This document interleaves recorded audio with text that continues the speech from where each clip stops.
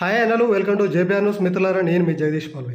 అయితే కోమటిరెడ్డి రాఘోపాల్ రెడ్డి గారి గురించి మాజీ భువనగిరి పార్లమెంట్ సభ్యులు బూర నరసయ్య గౌడ్ గారు కొన్ని పనికిరాని మాటలు మాట్లాడారు.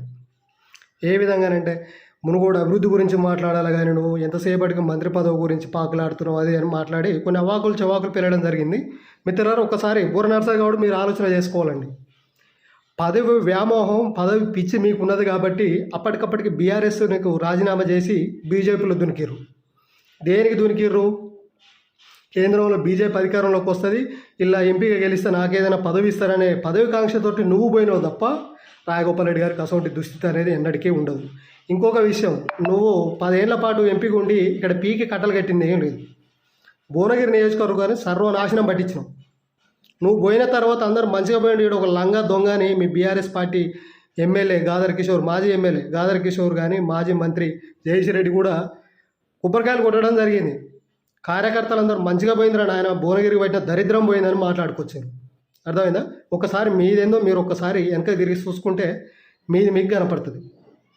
ఎవరెన్నో వాళ్ళకి కనపడదు అన్నట్టుగా నీ అటువంటి పదవి కోసం పాకులాడేటువంటి ఒక దొంగ పార్టీ ఫిరాయింపుల నేతవు నువ్వు ఇట్లా రాజగోపాల్ రెడ్డి గారి గురించి మాట్లాడడం అనేది చాలా విడ్డూరంగా ఉన్నది.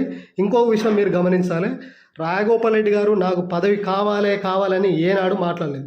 మునుగోడు అభివృద్ధి జరుగుతలేదని మాట్లాడుకొస్తారు కదా. ఒక్కసారి మునుగోడు నియోజకవర్గానికి పోయి ప్రజలను అడిగి తెలుసుకోండి. మీ అసలు లంగ దొంగ మాటలు ఇవాళ సమాజం నమ్మే పరిస్థితులు లేదు.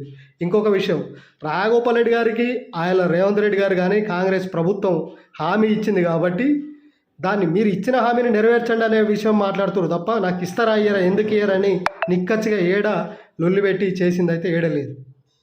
వాళ్ళు ఇస్తానన్న మాటనే వెళ్ళిపుచ్చడం జరుగుతుంది. అది తెలుసుకోలేనటువంటి మీ అసొంటి అంధకారంలో ఉన్నటువంటి నాయకులకు మళ్ళా సూటిగా ఒక్క సవాల్ విసురుతున్నాం. దయచేసి నోరు అదుపులో పెట్టుకొని మాట్లాడితే ఎవరికైనా సమంజసంగా ఉంటుంది. అసభ్య పదజాలంతో అసత్యాలను ప్రచారం చేసే ఆలోచన ముంగడ పెట్టుకొని మీరు వస్తే మాత్రం మునుగోడు సమాజం కానీ కాంగ్రెస్ పార్టీ కార్యకర్తలు కానీ రాజగోపాల్ రెడ్డి గారి అభిమానులు కానీ ఎవరు ఉపేక్షించరు. మీ అటువంటి దొంగలను ఆల్రెడీ తరిమి కొడితేనే ఇప్పుడు దిక్కు దివాణం లేకుండా పోయి ఎన్నో బతారు, మళ్ళీ డాక్టర్ వృత్తి చేసుకుంటూ కూర్చుంటారు.